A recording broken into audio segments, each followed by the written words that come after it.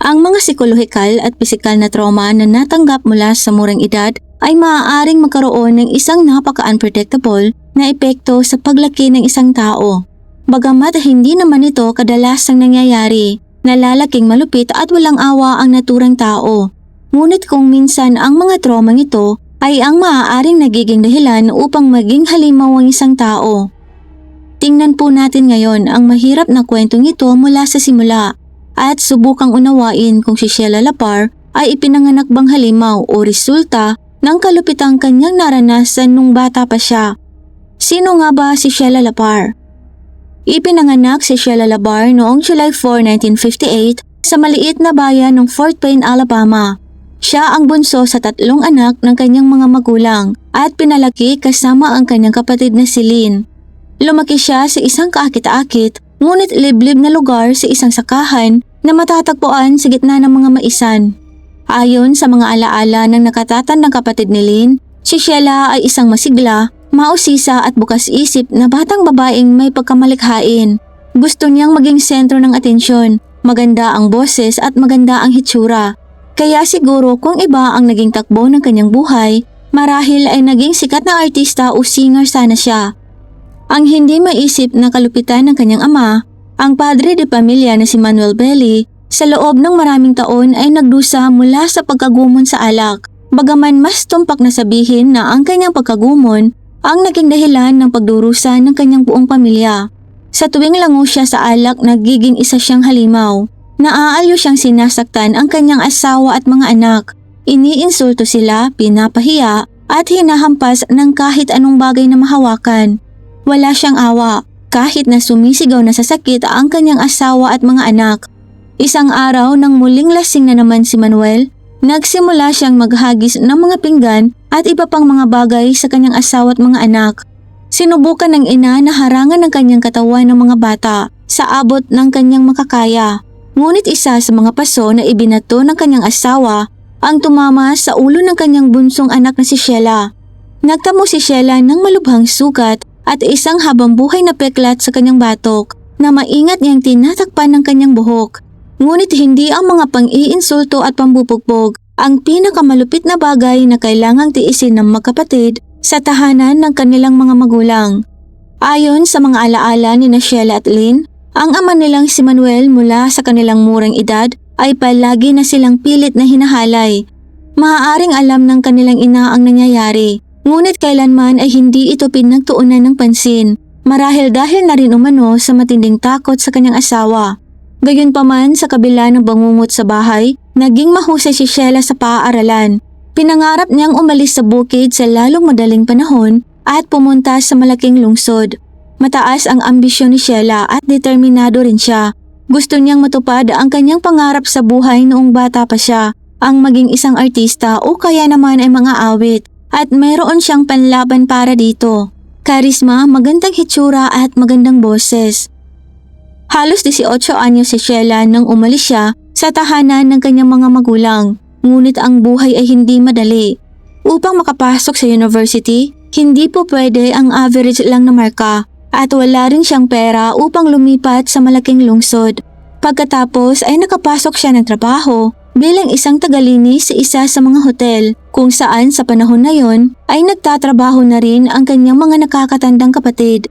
Mapapansin ding si Sheila ay may magandang figura at may kaakit-akit na hitsura. Mayroon siyang malalaking asul na mga mata, may kaakit-akit na ngiti at isang makapal na mahabang buhok.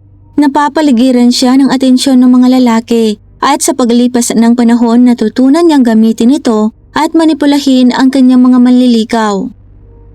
Noong huling bahagi ng 70s, nakilala ni Sheila ang isang lalaking nagngangalang Jonathan Baxter at nagsimula ang isang romantikong relasyon sa pagitan nilang dalawa.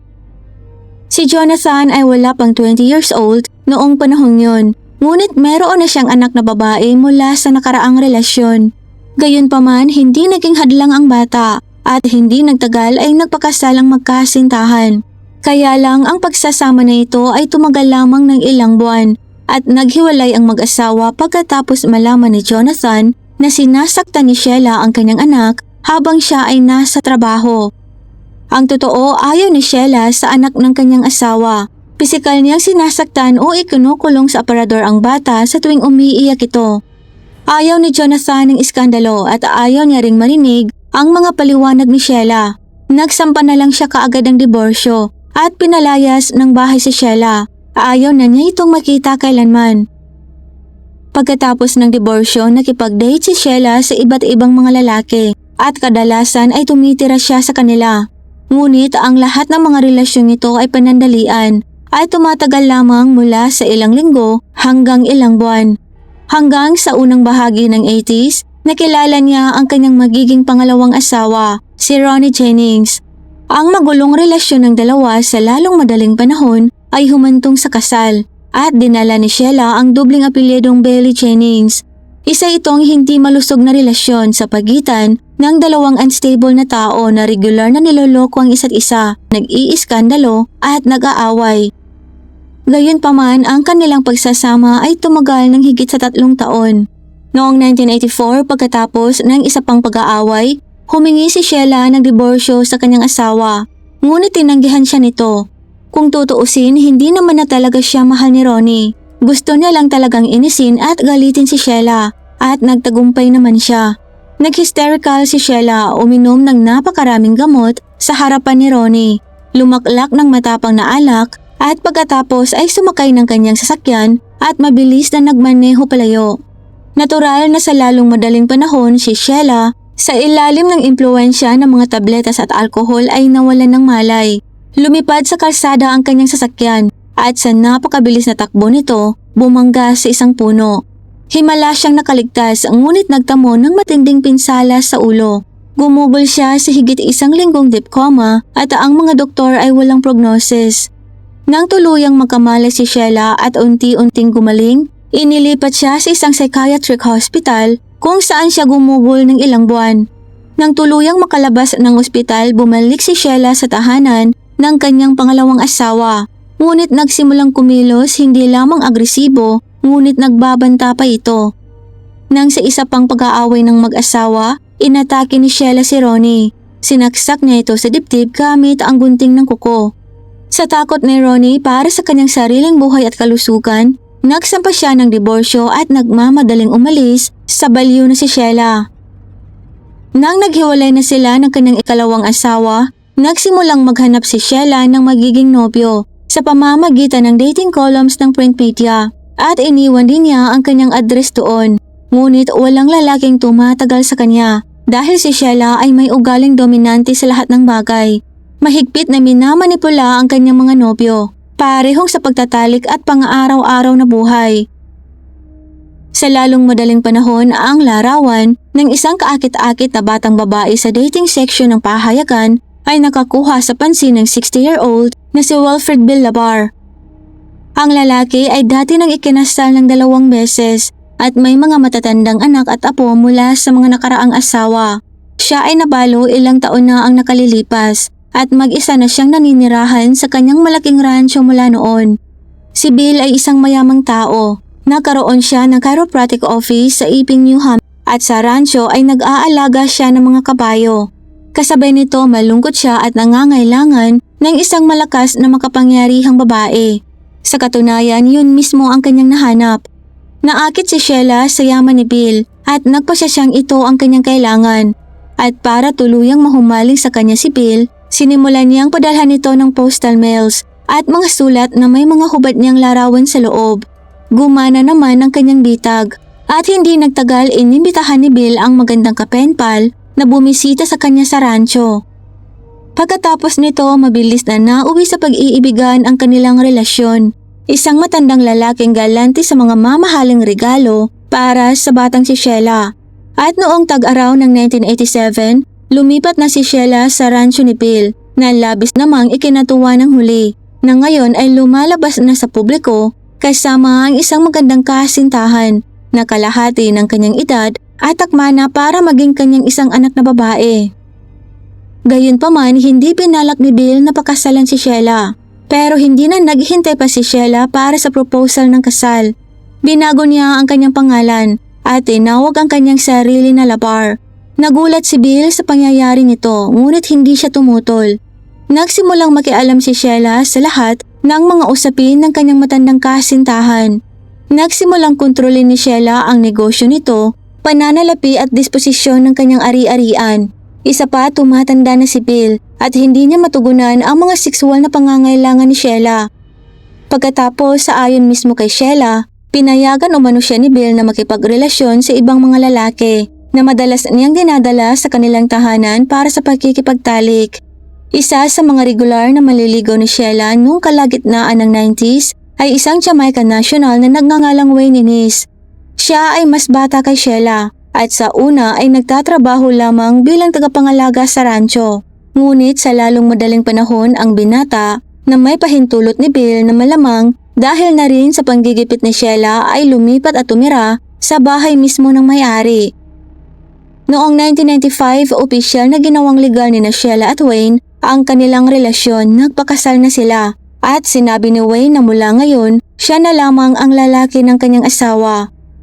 Ngunit sa lalong madaling panahon, napagtanto niyang nagkakamali siya dahil ang kanyang asawang si Sheila ay patuloy na nakikipagkita at nakikipagtalik sa iba't ibang lalaki. Hindi nasiyahan si Wayne dito at isang araw, sinunggaban niya ng bugbog si Sheila at ang isinama nitong lalaki pa uwi na nagdulot ng malaking pinsala sa kanilang katawan. Sanay sa pagiging dominado, si Sheila sa unang pagkakataon ay hindi alam kung paano haharapin ang kanyang pangatlong asawa na nakikipag-away sa tuwing may dinadala siyang ibang lalaki sa bahay. Sa kalaunan, nagsampa si Sheila ng diborsyo at humingi ng utos sa korte upang pagbawalan si Wayne na lumapit sa kanya. Inaakusahan niya ito ng karahasan at pananakit. Hindi naman nakaapekto ang isa pang hiwalayan sa magulong personal na buhay ni Sheila na patuloy na nakikipagtalik sa maraming mga kalalakihan na para bang nagpapalit lamang ng guwantes. Pero ngayon ang pakikipagrelasyon niya sa iba't ibang kalalakihan ay nagwawakas sa mga dimandahan mula sa mga lalaking nag-aakusa kay Sheila, hindi lamang sa kalupitan kundi pati na rin sa banta sa kanilang buhay at kalusugan. Isa sa kanyang mga nobyo ay sinadya niyang banggain sana ng sasakyan at muntik na nga itong masagasaan. Halos mabali naman ang ulo ng isa pang nobyo at ang isa naman ay kinamot niya ng malakas sa mukha para mag-iwan ng pangmatagalang peklat. Bawat nobyo gusto niyang sinusunod ang lahat ng kanyang mga gusto at kapag sumusuway ang mga ito, nagagalit si Sheila. Noong 2000 sa edad na 74, sumakabilang buhay si Bill Labar dahil sa atake sa puso. Bagamat ang mga doktor at ang mga pulis ay hindi nakakita ng criminal foul play sa pagkamatay ng matanda, ang kanyang pamilya ay kumbinsido na si Sheila ay may kinalaman dito. Sa kanilang opinyon, unti-unting nilalaso ni Sheila si Bill sa loob ng maraming taon na humantong sa pagkakamatay nito. Sa kabila ng katotohanang hindi naging opisyal na kasal sina Sheila at Bill, si Sheila ayon sa testamento ay naging nag-iisang tagapagmana ng lahat ng ari-arian ni Bill. Sinubukan ng pamilya ni Bill na hamunin ito sa pamamagitan ng korte ngunit walang nangyari. Kumbinsido pa rin sila na pinilit ni Sheila si Bill na isulat ang nais niyang testamento. Pagkatapos ng pagpanaw ni Bill, gaya ng nabanggit ko na, lahat ng ari-arian nito ay nasa ilalim na ng ganap na kontrol ni Sheila. Ngayon, hindi na niya kailangang isaalang-alang ang opinyon ng sinuman. Magagawa na niya anuman ang kanyang naisin sa rancho. Nakikipagkilala siya sa mga lalaki sa lansangan, sa mga bars, sa internet at hinihikayat silang sumama sa kanya sa rancho para sa pagtatalik. At pagkatapos ay sinusubukan silang patirahin sa rancho hanggat maaari. Wala siyang pakialam sa kanilang edad, kulay ng balat o anumang pisikal na anyo. Ipinangako niya sa mga lalaking ito ang makamundong kasiyahan sa pamamagitan ng pagtatalik. Sa kanya sila mamanipulahin at pasusundin sa lahat ng kanyang mga gusto. Regular ding sinusubukan ni Sheila na akitin ang mga courier sa pamamagitan ng pagbukas niya sa kanila ng pintuan ng nakahubot-hubad at pag-aalok ng pakikipagtalik bilang kabayaran sa delivery. Ngunit hindi niya isinaalang-alang ang katotohanang siya mismo ay hindi na bumabata at hindi na gaanong kaakit-akit gaya ng dati. Umabot na sa puntong ang courier ay tumatanggi ng pumunta sa address. Napansin ng mga kapitbahay na sa rancho, si Sheila ay palaging umuuwing may iba't ibang kasamang lalaki. Ngunit ang ilan ay nagmamadaling umalis sa lugar ng araw din yon. Ang iba naman ay hindi agad umaalis, pero pagkaraan ng ilang araw ay umaalis din sa rancho. Di nagtagal, nagpasya si Sheila na maghanap ng mga lalaking lubhang nangangailangan ng tirahan, pera o mga lalaking dumaranas ng pagkagumon. Noong 2004, nakilala ni Sheila ang isang lalaking nakatira lang sa mga kali ng lungsod na nagkangalang Michael Dolage. Si Michael ay nasa isang mahirap na sitwasyon sa buhay at literal na nawala ang lahat sa kanya dahil sa pagkagumon sa bawal na gamot. Sinubukan ng kanyang mga kamag-anak na ipadala siya sa isang rehabilitation clinic, ngunit tumakas siya dito at mula noon ay tumira na lang sa lansangan. May gusto si Sheila kay Michael at inimbitahan niya itong tumira sa kanya sa rancho. Pinangakuan ni Sheila si Michael ng tirahan, pagkain at mga kinakailangang bawal na gamot kapalit ng pagkikipagtalik. Sa paglipat sa rancho, si Michael ay ganap na umaasa kay Sheila. Sinusunod niya ang lahat ng kahilingan nito sa takot na muli siyang ibalik sa kalye. Ngunit mabilis na naumay si Sheila sa lasa ng pagkikipagtalik lang, kaya't ang kanyang mga pagnanasa ay naging mas sopistikado. Sa tuwing magtatalik sila ni Michael, binubusala niya ito, iginagapos, binubugbog at iniinsulto. At ang mga ito ang lalong nagpapainit ng husto kay Sheila. Ilang beses na sinubukang tumakas ni Michael, naglalakad ng dusi-dusi ng milya at nagtatago sa mga homeless shelters. Ngunit hindi siya kalanman nagpasyang pumunta sa pulisya sa takot na hindi siya paniwalaan.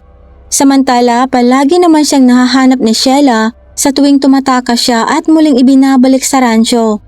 Sa desperasyon, sinubukan ni Michael na makipag-ugnayan sa kanyang pamilya at ipinaalam sa kanila na siya ay nasa malaking problema. Agad namang tumugon ang kanyang mga mahal sa buhay sa nakababahalang balitang ito, ngunit huli na ang lahat. Noong October 2005, nawala si Michael ng walang bakas. Nang direktang makipag-ugnayan ang pamilya ni Michael kay Sheila, sinabi nitong hiwalay na sila ni Michael. Iniwan na umano siya nito at hindi niya alam kung saan ito pumunta. Hindi nagpakita si Michael sa alinman sa mga lugar na napuntahan niya noon. Walang nakakita sa kanya at wala ring paraan para siya makontak. Wala ring bunga ang pagkikipag-ugnayan ng kanyang pamilya sa pulisya, ngunit nananatili ang kanilang hinala kay Sheila. Exaggeration naman ang kwento ni Sheila tungkol sa kanyang kayamanan at kailangan ng maintenance ang bahay at sasakyan, kaya napilitan siyang kumuha ng trabaho. Natural na pumili si Sheila ng trabahong ayon sa kanyang gusto. Naging operator siya ng intimate phone services. Dahil siya ay may kaakit-akit na boses, ang mga lalaki ay nahulog sa kanya at nag-alok na makipagkita sa kanya ng personal. Kabilang sa mga ganoong lalaki ay si Kenny County, na sa oras ng kanilang pagkakakilala ay nasa 24 years old pa lamang. Ang binata ay may kaakit-akit na hitsura, napakabait at bukas. Gayunpaman siya ay may mababang antas ng IQ na naging dahilan para madali siyang malinlang. Ganito talaga ang klase ng lalaking hinahanap ni Sheila.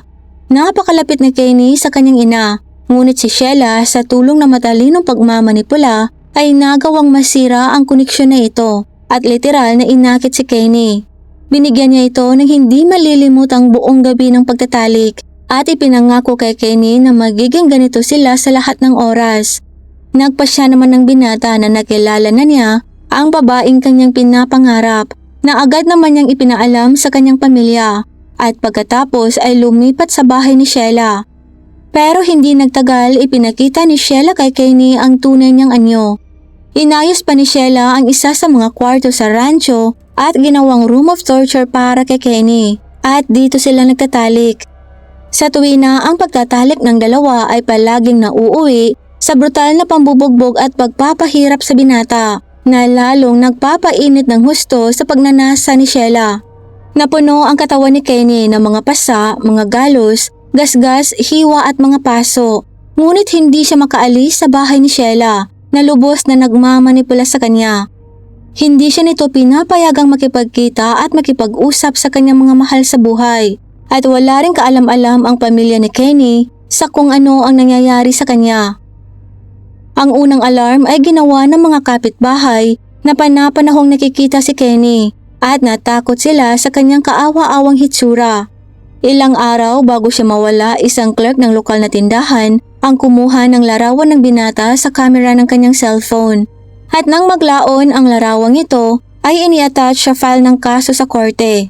Sa larawan, masasabing nakalulungkot ang kalagayan ni Kenny. Napakapayat niya. May malalaking pasa sa ilalim ng kanyang mata at sa kanyang pisngi, at ang kanyang ilong ay malamang na nabali.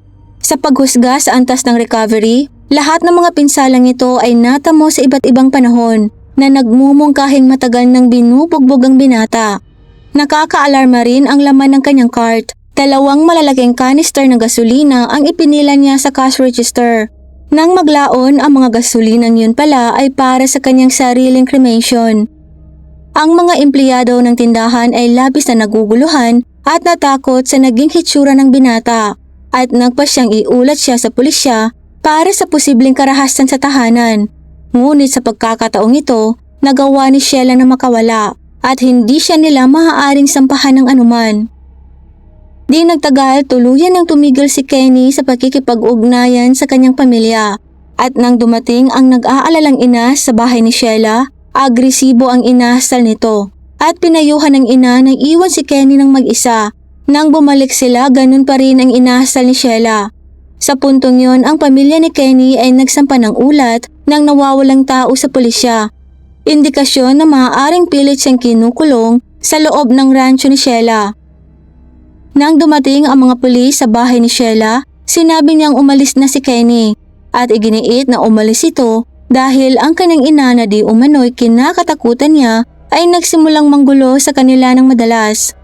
Bilang ebidensya, nagbigay si Sheila ng audio recording kung saan tinanong niya si Kenny kung sinaktan ba siya ng kanyang sariling ina at malumanay itong nagbigay ng isang positibong sagot. Kinabukasan, dumating ang mga pulis na may dalang search warrant para sa ari-arian ni Sheila. Si Sheila ay nasa radar ng pulisya maraming beses na noon at ang kanyang pangalan ay nalink sa isa pang misteryosong pagkawala ng isang kasintahan. Pero sa paglipas ng mga taon, hindi natanong si Sheila at ang kanyang bahay at bakuran ay hindi pa nagalukad.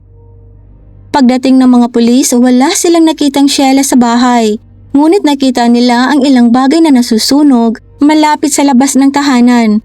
Ang mga apoy ay mukhang kakaiba at gawa sa mga improvised materials. Isang kutson, mga piraso ng webless na gawa sa kahoy, dayami at iba pa. Lahat ay binuhusan ng gasolina. Ang isa sa mga siga ay may mga buto sa loob nito na malinaw na mukhang mga labi ng tao. Ang squad ay humiling ng mga reinforcement sa anyo ng mga forensic experts na nag-uulat ng lahat ng mga natuklasan. Pero dulo lamang pala yon ng malaking bato kumpara sa susunod nilang matutuklasan. Halos sa buong bahay, may nakita silang hindi maayos na nahugas ang mga bakas ng dugo. Napakarami na para bang nagkaroon ng totoong massacre sa loob ng tahanan. Ito pala ay mga dugong pag-aari ng hindi bababa sa 3 magkakaibang tao. Ang mga buto na nagbabagas sa apoy ay pag-aari ng nawawalang si Kenny at mayroong 2 walang laman na mga galon ng gasolina, ang parehong mga galon ng gasolinang binili ni Kenny sa lokal na tindahan noong nakaraang araw. Ngunit hindi lang yun, natagpuan din sa property ang mga labi ni Michael na nawawala ilang taon na ang nakakaraan at ilang daliri ng isang pangatlong lalaking hindi nakilala. May mga gamit ding nakuha sa latian ng rancho na kung titingnan ay pag-aari ng iba't ibang tao na hindi na nalaman ang pagkakakilanlan. Si Sheila mismo ay wala sa rancho sa oras ng paggalugad ng mga pulis.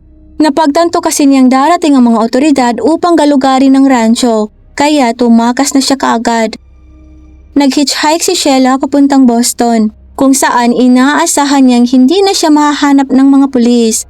Bukod dito, habang nasa daan, inakit ni Sheila ang isa sa mga driver na nagpasakay sa kanya at buong tiwala nitong inanyayahan si Sheila na tumira sa kanyang tahanan. Gayunpaman sa mga sumunod na araw, nakita ng naturang driver sa mga balita sa TV ang tungkol sa paghahanap para sa isang mapanganib na kriminal, kaya tumawag na siya mismo sa mga pulis at iniulat na nasa kanyang kama ang pinaghahanap na si Sheila at doon naaaresto nga ang tusong si Sheila. Sa paggalugad sa bahay sa rancho, isa pang nakakatakot na bagay ang nahanap ng mga pulis. Isang kahon ng mga videotapes. Sa mga tape ay sina Kenny, Michael at ilang iba pang mga lalaki ay umamin sa mga kasuklam-suklam na krimen. Pero kung titingnan ang mga hitsura at kondisyon ng mga lalaking ito, makikitang ginawa nila ang mga pag-aamin na yon sa ilalim ng pagpapahirap ni Sheila sa kanila. Mula nang aristuhin si Sheila, maraming katanungan patungkol sa kalusugan ng kanyang pag-iisip, kaya't iniutos ng korte ang mga kinakailangang pagsusuri. Lumabas na si Sheila ay may delusional disorder pati na rin ang mga palatandaan ng schizophrenia. Tinawag niya ang kanyang sarili na isang anghel na ipinadala mula sa langit upang protektahan ang mga bata mula sa mga manghahalay. Ang resulta ng evaluation ng kalusugan sa pag-iisip ni Sheila ay naging batayan kung saan sinubukan ng kanyang abogado na bumuo ng isang depensa. Tinawag niya ang kanyang kliyente bilang isang taong may matinding sakit sa pag-iisip at sinubukang patunayan na hindi nito alam ang kanyang mga ginawa. Ang dahilan nito ay ang mental at physical na traumang dinanas niya noong bata pa siya. Ang nasasakdal mismo ay nagsabi na maraming taon na ang nakalilipas noong siya ay nasa kakilakilabot na aksidente na humantong sa kanyang pagkakakoma sa bingit ng kamatayan. Nakipagkita umano siya sa Diyos at sinabi umano sa kanya ng Panginoon na linisin niya ang mundo at iligpit ang mga taong nanghahali ng mga bata. Nagsalita rin sa korte ang mga dating asawa ni Sheila at ilang mga nobyo na nagkaisang tinawag si Sheila bilang isang napakabayolenteng babae. Sinabi din ni Wayne Inez, ang ikatlong asawa ni Sheila, na paulit-ulit siyang kinukulit dati ni Sheila na iligpit si Bill Labar upang maagaw niya ang mga ari-arian nito. Sa kabila naman ng mga pagtatangka ng depensa na kumbinsihin ang korte na si Sheila ay baliw at nangangailangan ng paggagamot, napatunayan sa korte na alam niya ang kanyang mga ginagawa sa oras ng kanyang mga krimen. Siya ay napatunayang nagkasala noong July 2008 at sinintensyahan ng habang-buhay na pagkakakulong nang walang posibilidad na mapalaya kailanman at lahat ng kanyang apela ay tinanggihan. Si Sheila ay nagsisilbi na ngayon sa kanyang sentensya sa Florida sa Homestead Correctional Facility.